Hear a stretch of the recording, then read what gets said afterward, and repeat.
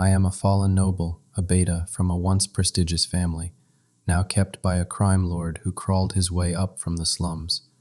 My temperament is demanding. I'm particularly critical of him, and people criticize me for being pretentious and ungrateful. When he couldn't warm my heart, he finally let me leave. That same night, the power went out in my rented apartment. In the darkness, I was pinned against the table by a towering shadow. "Where do you think you're going with what is mine?" he growled. "Yes, I'm a beta, but I was born into aristocracy, an only child raised with excessive indulgence by my parents, which made me arrogant and incredibly delicate in nature. Later, when my family went bankrupt and my parents met with an accident, our assets were seized. At just 18, I nearly fell prey to human traffickers in the black market. While attempting to escape, I was unfortunately captured and taken to the lower district, only to be rescued by a violent alpha who had nothing better to do. I stayed in the lower district for some time, and when he made enough money, he brought me back to the upper district. Now, he has become a notorious mogul in the upper district, but despite his elevated status, he cannot shed his vulgar habits. Returning from a business dinner reeking of alcohol, he disregarded my presence entirely, lifting me into the air with one swift motion. Being naturally tall and robust, he resembled a bandit. My expression soured as I pounded his shoulders. "What is wrong with you? Put me down right now." The servants and bodyguards discreetly withdrew from the living room. For some reason, I felt deeply embarrassed and couldn't help but tear up. Though I was never a rule-abiding young master, I grew up in the upper district with a distinguished background. Despite my spoiled temperament, I harbored an innate sense of gentlemanly dignity. He consistently treated me this way in public, as if I were some trinket undeserving of respect. With my excessive pride, I couldn't help feeling hurt inside. Now, inhaling his alcoholic stench, my tears flowed freely. Seeing my vigorous struggle, he finally relented and placed me on the sofa. "What is wrong now?" His demeanor was never refined. Aware of my disdain, he asked with restrained anger, "What is wrong with some hugs and kisses? You're my beta, and haven't I always satisfied you in bed?" I wiped away my tears with the back of my hand, trying to maintain some semblance of dignity, despite the humiliation burning through me. "You promised," I hissed, my voice trembling with anger. "You promised you wouldn't do this in front of others again." Damien Cross stood before me, his imposing figure casting a shadow across the plush carpet of our penthouse. The evening city lights of the upper district filtered through the floor-to-ceiling windows, illuminating his sharp features and the dangerous glint in his eyes. "Their staff, Ethan, not others." He loosened his tie with one hand, tossing it carelessly onto a nearby chair. "And you're making a scene over nothing." "Nothing." I stood up, despite knowing how much smaller I appeared next to his alpha frame. "You parade me around like some trophy.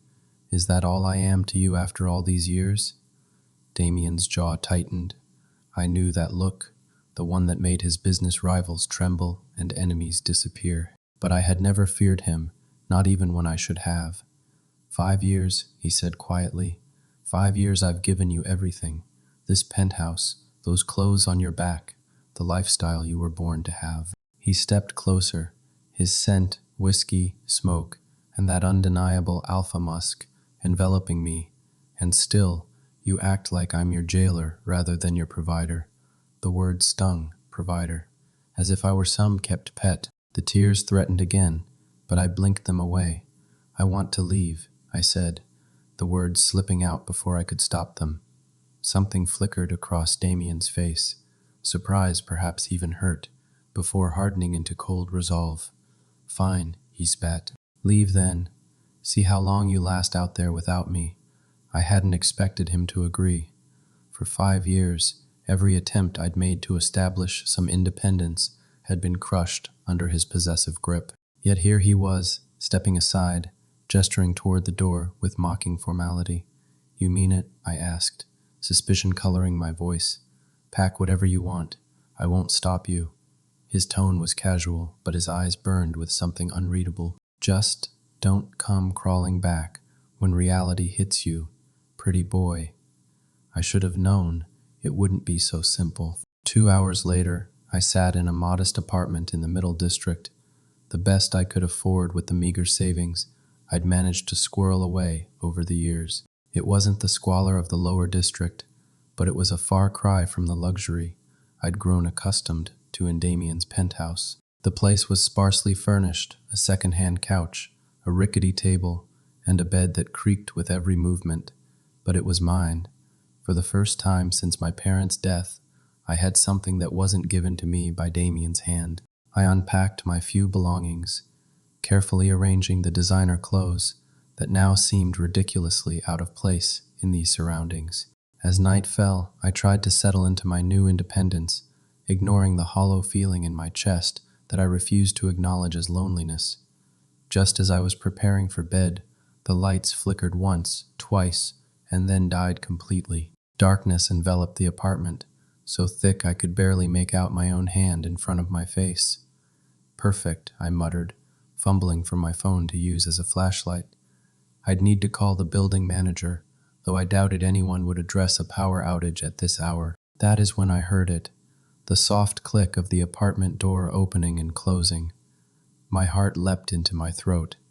I froze, straining to hear, over the pounding of my pulse in my ears. Soft footsteps approached, and I backed away, bumping into the table behind me. A large hand clamped over my mouth before I could scream, and I was spun around, my back pressed firmly against the table edge. Even in the darkness, I knew who it was. That scent was unmistakable. "Did you really think it would be this easy?" Damien's voice was a low growl in my ear, sending involuntary shivers down my spine. "Where do you think you're going with what is mine?" His free hand traveled down to my abdomen, possessive and claiming. The meaning was clear. He wasn't just referring to me, but to what I might be carrying.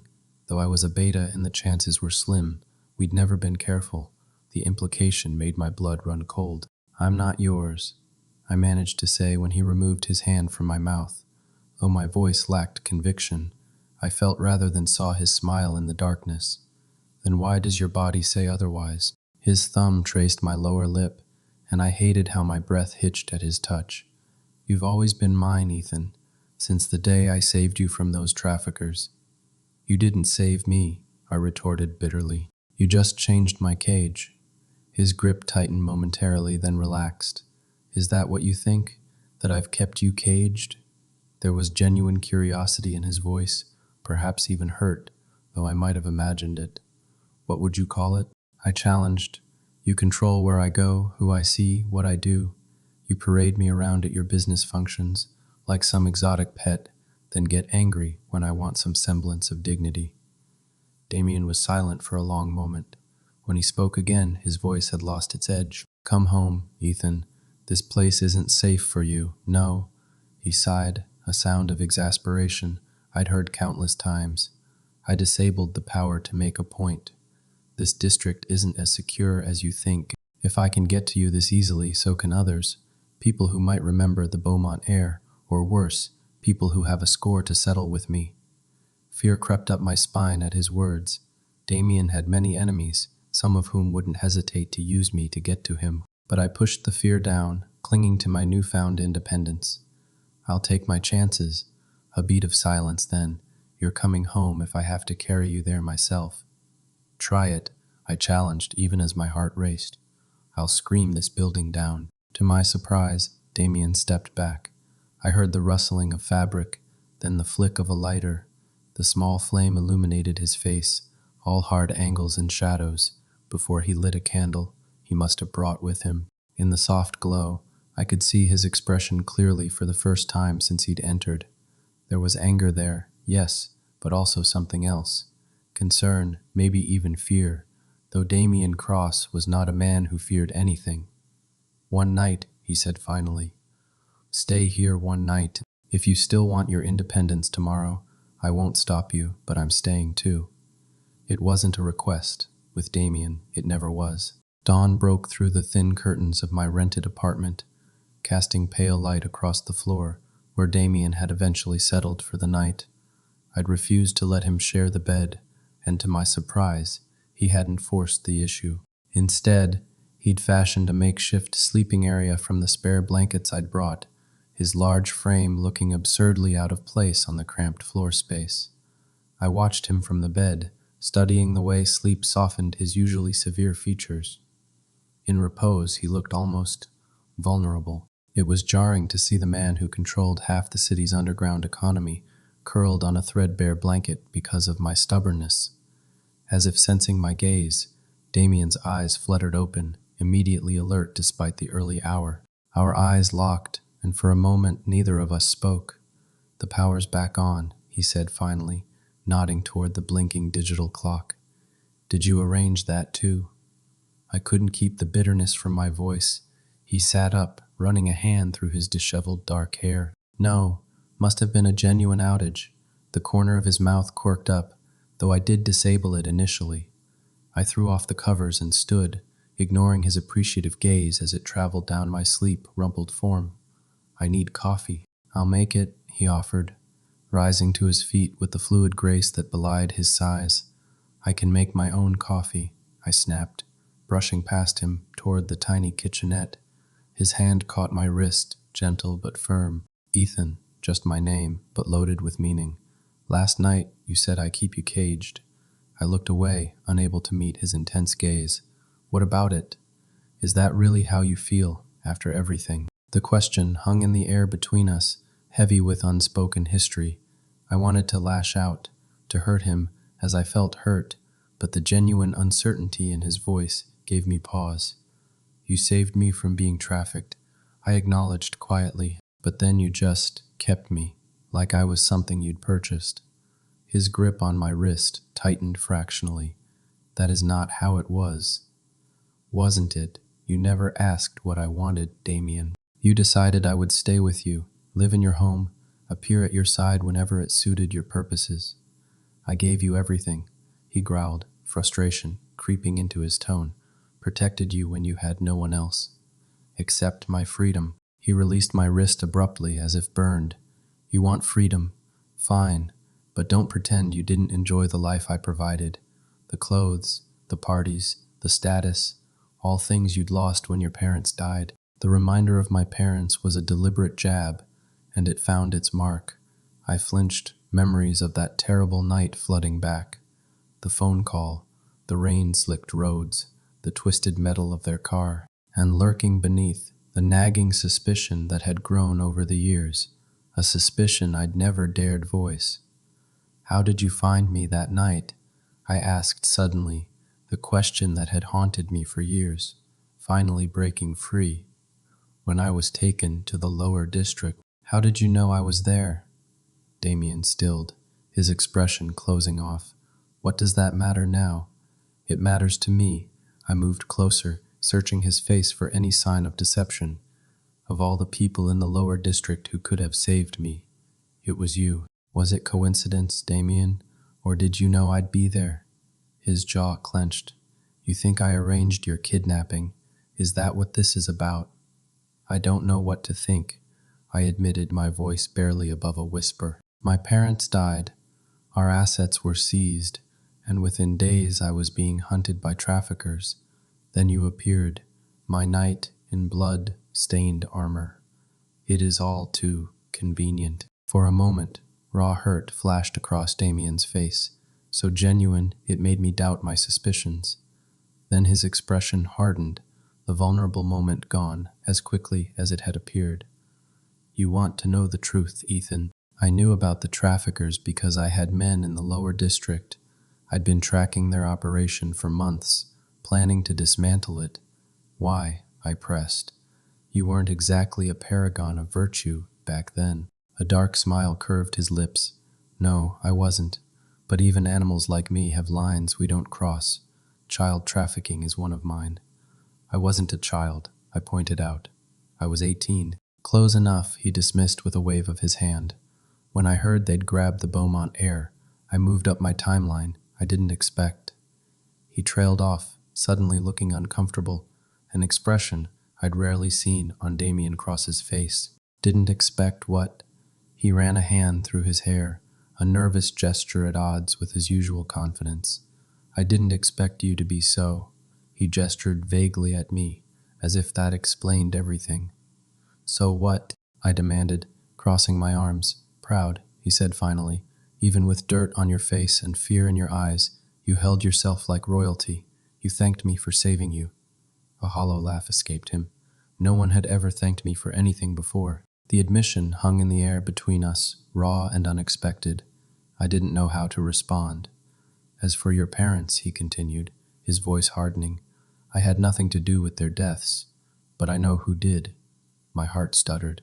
"What?" "Victor Mercer," Damien said, naming one of the Upper District's most influential businessmen.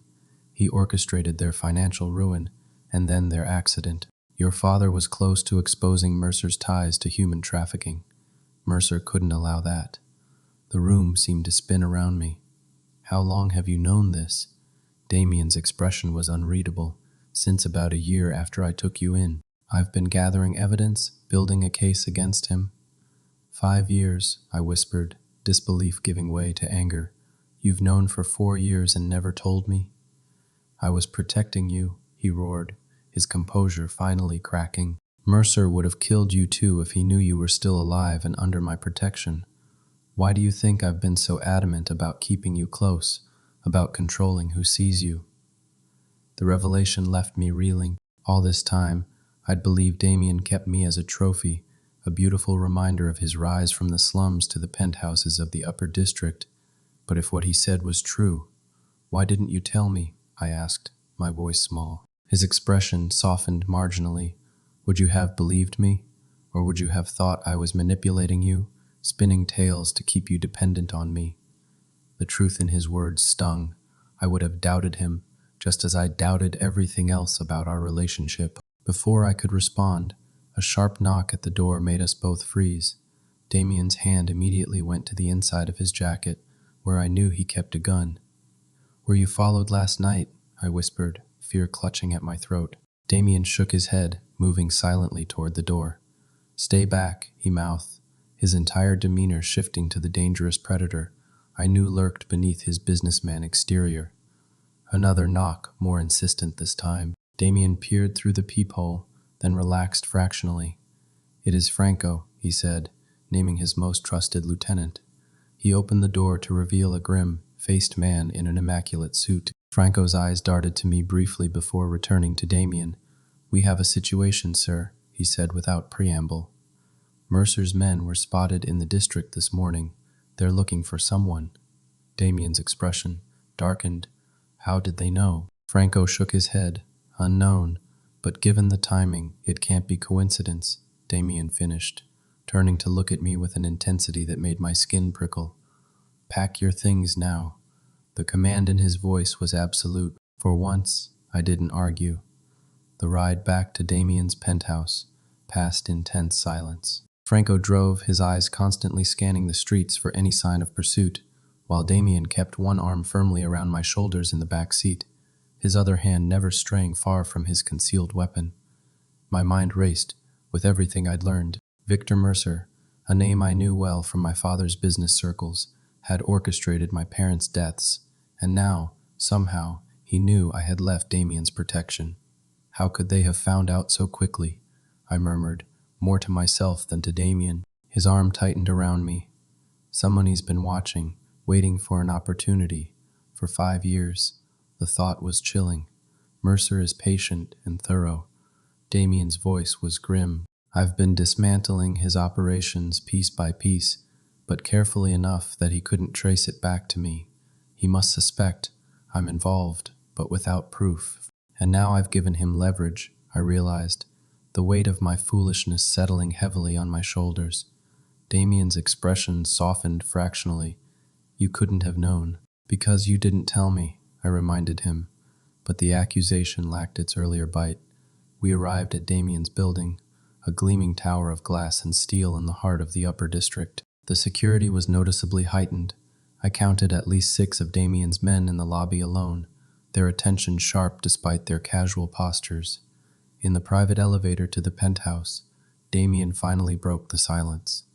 "I need to make some calls." Until we know exactly what Mercer knows and what he is planning, you can't leave the penthouse. I bristled instinctively at the command. So I'm a prisoner again. Damien's jaw tightened. This isn't about control, Ethan. It is about keeping you alive. The elevator doors opened directly into the penthouse foyer. The familiar luxury, all sleek lines and tasteful opulence, felt both welcoming and suffocating after the modest simplicity of my rented apartment. I have men retrieving your things from the apartment, Damien continued, shrugging off his jacket and loosening his tie. Though I doubt you'll want to return there now. I wandered to the floor, to ceiling windows, gazing out at the city sprawled below. From up here, the lower district was just a distant smudge on the horizon, its poverty and desperation sanitized by distance. All these years, I said quietly, I thought you kept me because I was some kind of trophy, a beautiful beta from an old upper district family, proof of how far you'd climbed from the slums. Damien moved to stand beside me, his reflection in the glass solemn. There was some truth to that at first, he admitted. I won't pretend I'm better than I am. When I first brought you here, it was partly because you were beautiful, and I wanted you. The honesty was refreshing, if painful, and now, he turned me to face him, his hands gentle on my shoulders. Now, you're the only person in this world who sees me as a man, not a monster. Even when you're fighting me, even when you hate me, you've never feared me. Do you have any idea how rare that is in my life? The raw vulnerability in his voice caught me off guard. In all our years together, Damien had never been so open about his feelings. I don't hate you, I confessed softly. I need to be more than a possession, Damien, more than something you keep. His thumb traced my cheekbone, a surprisingly tender gesture, from hands I'd seen break bones. You've never been just a possession, Ethan, not to me. The moment hung between us, fragile and charged. Then his phone rang, shattering the quiet. Damien's expression immediately shifted back to the cold, calculating crime lord as he answered. Report, he barked. I watched as he listened, his face darkening with each passing second. Double the security at all properties, he ordered, and get me everything we have on Mercer's recent movements. He ended the call, his knuckles white around the phone. What is it? I asked, dread pooling in my stomach. Mercer's calling in favors, mobilizing resources. Something big is happening. His eyes met mine, grave and determined. I need to move up our timeline. What timeline? Damien crossed to a seemingly ordinary panel in the wall, pressed his palm against it, and revealed a hidden safe. From it, he withdrew a thick folder. Everything I've gathered on Mercer over the years, he explained, placing the folder on the coffee table. Financial records, witness testimonies, evidence of his ties to human trafficking, including the operation that tried to take you. I stared at the folder, then at Damien. You've been building a case against him all this time. He nodded. Initially for my own purposes, Mercer controls territory I wanted. But after I learned about your parents, it became personal. I approached the folder cautiously, as if it might burn me. What exactly are you planning to do with this? Originally, wait for the perfect moment to destroy him legally and financially, while simultaneously taking over his legitimate businesses. A predatory smile curved Damien's lips. But now that he is actively hunting you, we need to accelerate things. We? I questioned, raising an eyebrow. Damien regarded me for a long moment. Yes, we. This concerns you as much as me, more perhaps. He gestured to the folder. Your parents deserve justice, Ethan, and you deserve closure. The offer of partnership, of agency in my own fate, was unexpected but welcome. For the first time in our complicated relationship, Damien was treating me as an equal. I opened the folder and began to read. Hours later, my eyes burned from poring over documents, but a clear picture had emerged. Victor Mercer's empire was built on human suffering, trafficking, extortion, and murder, all hidden behind a veneer of upper district respectability. The evidence Damien had gathered was damning. This would destroy him, I said, looking up at Damien, who had been working at his desk while I read. Not just legally, but his reputation in the upper district would be ruined. Damien nodded. That was the plan. But simply releasing this information now might not be enough to protect you. Mercer is cornered, which makes him dangerous. A sudden thought occurred to me. The gala, I said, sitting up straighter. Mercer's annual charity gala is this weekend. Everyone who matters in the upper district will be there, including us, Damien confirmed, a slow smile spreading across his face as he caught my meaning. A public venue, witnesses from the highest echelons of society. The perfect place to expose him, I finished, but also risky. He'll have security everywhere. Damien rose from his desk, crossing to where I sat. I can handle the security, but this would put you in the spotlight, Ethan. Your connection to me would become public knowledge, as would your survival after your parents' deaths. Are you prepared for that? The question gave me pause. For years, I'd chafed at being Damien's secret, paraded at his side, but never acknowledged for who I truly was. Now, the prospect of reclaiming my identity, of standing openly as Ethan Beaumont, was both thrilling and terrifying. Yes, I said, finally meeting his gaze. It is time people knew the truth, about Mercer, about my parents, about us. Something flickered in Damien's eyes, surprise perhaps, or hope. And what exactly is the truth about us, Ethan? It was a loaded question, one I wasn't entirely sure how to answer. What were we to each other, captor and captive, protector and protected, or something more complex, more intimate? I don't know, I admitted honestly, but I think I'd like to find out without all these secrets between us. Damien's expression softened, and he reached out to cup my face in his hands.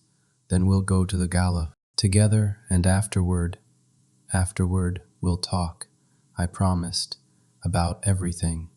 For the first time in years, I felt like I was making a choice rather than having one forced upon me. And as Damien pulled me into his arms, his kiss unexpectedly gentle, I wondered if perhaps this had been the truth all along. Not that I was his possession, but that we belonged to each other, bound by forces neither of us fully understood. The night of Mercer's gala arrived with a sense of tense anticipation. I stood before the mirror in Damien's, our bedroom, adjusting the cuffs of my tailored suit. The elegant black ensemble was reminiscent of those I'd worn in my former life as the Beaumont heir, but with subtle modern touches that spoke of my evolution. Damien appeared behind me, his reflection joining mine in the mirror. He was devastating in a charcoal three-piece suit that emphasized his powerful physique while maintaining an air of upper district sophistication. "You look beautiful," he said, his eyes meeting mine in the reflection. "So do you," I replied, surprised by the lack of sarcasm in my voice. These past few days had shifted something between us, a new understanding born of shared purpose and revealed truths. He reached into his pocket and withdrew a small velvet box. "I have something for you." I raised an eyebrow. "Is this really the time for gifts?" A rare smile touched his lips. "Consider it part of our cover story." He opened the box to reveal a platinum ring, elegant in its simplicity, but undeniably expensive. "Tonight, you return to society as Ethan Beaumont, my fiancé." My breath caught. "Fiancé, it gives a reason for your presence at my side all these years, and explains why you've been kept out of the public eye, a private engagement during a period of mourning for your parents." His expression grew serious. "It also gives you added protection. My enemies think twice before targeting my lovers. They wouldn't dare touch my intended." The logic was sound, but something in his tone made me wonder if there was more to this proposal than mere strategy. I took the ring, examining it in the light. "When did you get this?" A flicker of something like embarrassment crossed his face. "I've had it for a while." "How long is a while?" I pressed, curiosity piqued by his uncharacteristic reticence. Damien looked away. 2 years. The admission stunned me into silence. 2 years ago, our relationship had been at its most tumultuous, marked by fierce arguments and my repeated attempts to establish independence. Yet all that time, he'd had this ring. "Why didn't you give it to me before?" I asked softly. His jaw tightened. "You weren't ready, neither was I." He met my gaze again, his eyes unusually vulnerable. perhaps we still aren't. But tonight, we need to present a united front. I slipped the ring onto my finger, surprised by how right it felt there. A united front, I agreed, though the words felt inadequate for the complexity of emotions swirling within me. The drive to Mercer's mansion, at the edge of the upper district, was tense, but focused. Damien briefed me one last time on our plan.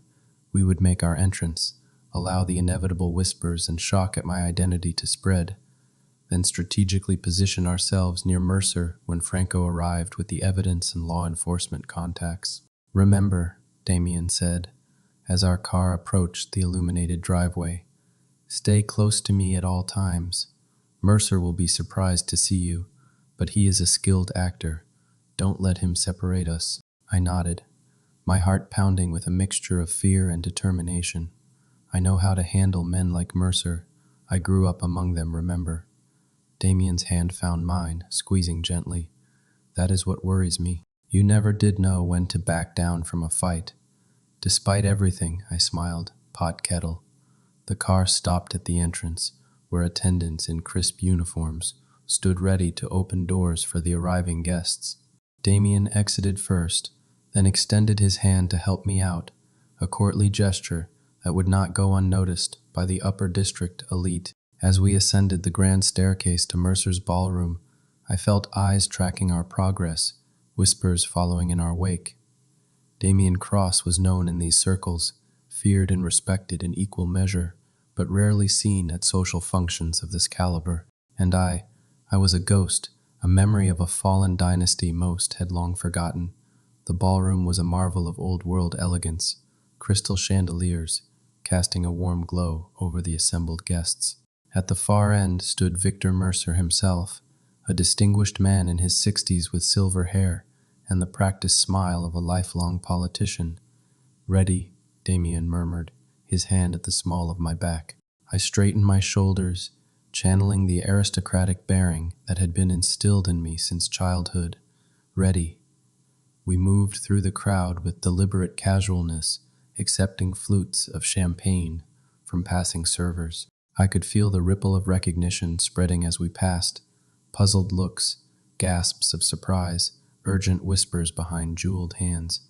Finally, we reached our target. Victor Mercer turned at our approach, his practiced smile faltering momentarily as his gaze landed on me. "Mr. Cross," he recovered smoothly, extending his hand. "What an unexpected pleasure. I don't believe I've had the honor of meeting your companion." Damien's smile was all teeth, predatory and coldly amused. "I think you have, actually. Allow me to reintroduce Ethan Beaumont, my fiancé." The name dropped like a stone in a still pond, sending ripples of shock through the nearby guests. Mercer's composure slipped further, his face paling beneath his tan. "Beaumont?" he repeated, eyes darting between Damien and me. I was under the impression that the Beaumont line ended with the tragic accident that claimed Jonathan and Eleanor. "A common misconception," I replied, my voice steady, despite the hatred burning in my chest for this man who had destroyed my family. One that served certain purposes for a time. Mercer's eyes narrowed, calculation replacing shock. "How fortunate that you survived then, and found such a protective partner." The implication was clear. He was questioning the timing, the connection between Damien and me. Exactly as we'd anticipated. "Yes, quite fortunate," Damien agreed, his tone deceptively light. "Ethan has been instrumental in some of my recent ventures, including a particularly interesting investigation into trafficking operations in the lower district." Mercer's smile froze. "I wasn't aware you had concerns about such matters, Mr. Cross, given your own colorful background." "We all have our lines, Mr. Mercer." Damien's voice dropped, audible only to Mercer and me. "Mine is human trafficking. Yours, apparently, is eliminating business rivals and their families when they get too close to your operations." The veiled accusation hung in the air between us. For a moment, I thought Mercer might break, might reveal something in his panic. Instead, he glanced over our shoulders and gave a slight nod. Too late, I realized the trap. Damien sensed it too, turning to pull me behind him as two of Mercer's security personnel approached with two casual strides. "I believe we need to have a private conversation," Mercer said quietly, away from prying eyes. Damien's posture shifted subtly, preparing for conflict. "I don't think so." Mercer's smile turned cruel. "You misunderstand.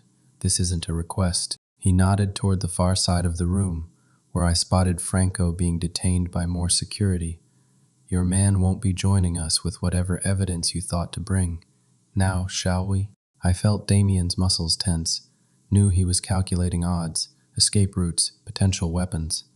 But we were surrounded by Mercer's people, and any violent altercation would put innocent bystanders at risk. "It is all right," I murmured to Damien, placing a hand on his arm. "Let's hear what he has to say." Damien shot me a warning look, but I met it with determination.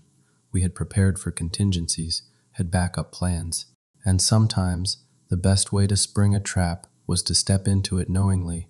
Mercer led us through a discreet door behind a decorative screen, his security forming a barrier between us and the oblivious party guests.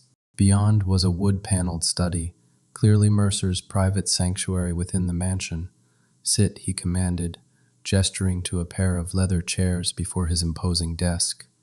Damien remained standing, positioning himself slightly in front of me. "Say what you have to say, Mercer." The older man settled into his chair with the confidence of someone who believed he held all the cards. "I've known about your investigation for some time, Cross. Did you really think I wouldn't have sources within your organization?" "I counted on it," Damien replied coolly. "The question is whether your sources told you everything, or only what I wanted them to." Uncertainty flickered across Mercer's face, quickly masked. "Irrelevant now. What matters is that you've made a critical error bringing the Beaumont boy out of hiding." He turned his attention to me. "I am sorry about your parents, Ethan, truly. Jonathan was a respected competitor, but he should have known better than to threaten my interests." The casual admission of his guilt sparked a white-hot rage within me. "You killed them," I said, my voice trembling with suppressed fury. "Arranged their accident after you destroyed everything they built." Mercer shrugged, unrepentant. "Busyness is business. Their misfortune was unfortunate, but necessary. And now," Damien asked, his voice dangerously soft, "what do you imagine happens here?" "Now," Mercer leaned forward, fingers steepled, "I offer you a choice. Leave this room, this house, this city. Take your evidence, which I'm sure is compelling but ultimately circumstantial, and disappear. In return, I allow you both to live." "And if we refuse?"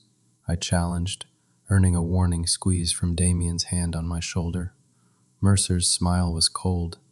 "Then I finish what I started with the Beaumont family, after which Mr. Cross will meet with an unfortunate accident of his own, perhaps a lover's quarrel gone tragically wrong." The threat hung in the air, chilling in its calculated cruelty. But before either of us could respond, a commotion erupted outside the study door. Raised voices, the sound of a struggle, then silence.